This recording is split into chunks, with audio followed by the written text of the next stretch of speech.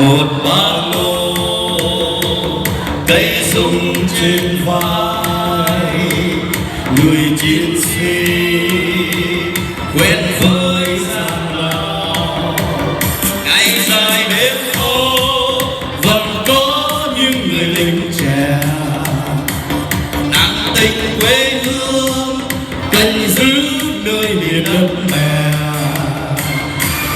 Rừng ấm mô mây núi mênh mông, vì nắng cháy đêm giá lạnh này. Rừng mơ trước khuya bóng tối quân thù trước mặt, lần tình non sông anh dẫn trong tuổi đời thanh xuân. Cho em thơm ngủ ngon và vui bước sớm không đến trưa, cho yên vui mùa xuân đôi lứa còn hẹn hò ước mơ. Đã có những hy sinh có nỗi hết bằng lời, nên đồng lại trong tôi những ý xưa. Cho tôi ca bài ca vì người chiến sĩ nơi tuyến đầu, nơi biên cương rừng sâu anh áp thầm chiều điều gió xưa. Dẫu có những gian lao, có nỗi hẹn bằng lời, mang trong trái tim anh tròn niềm tin. Xin hát mãi về anh, người chiến sĩ biên cương. Xin hát mãi về anh, người chiến sĩ biên cương.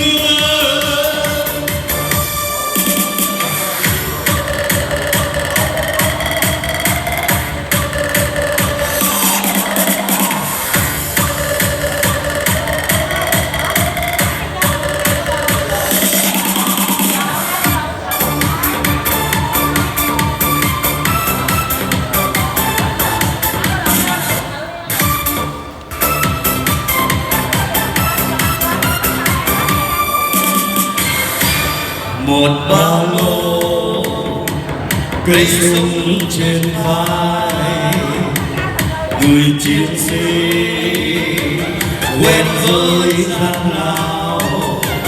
Ngày dài đêm tối vẫn có những người lính trẻ nặng tình đón sông, canh giữ nơi miền đất mẹ.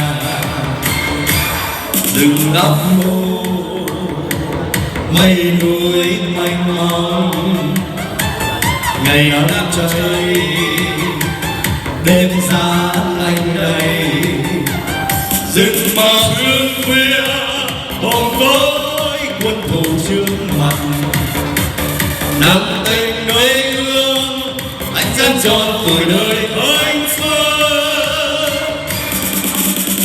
Cho em thơm ngủ ngon và vui bước sớm không đến trưa, khi yên vui mùa xuân đôi lứa còn hẹn hò ước mơ.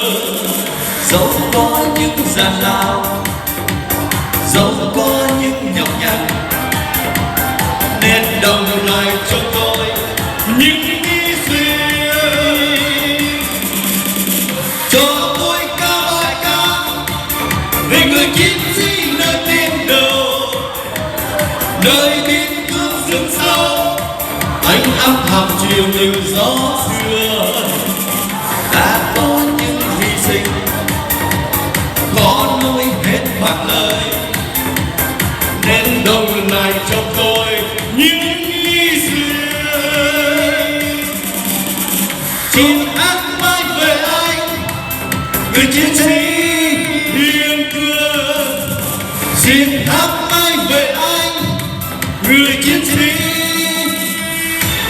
biên cương.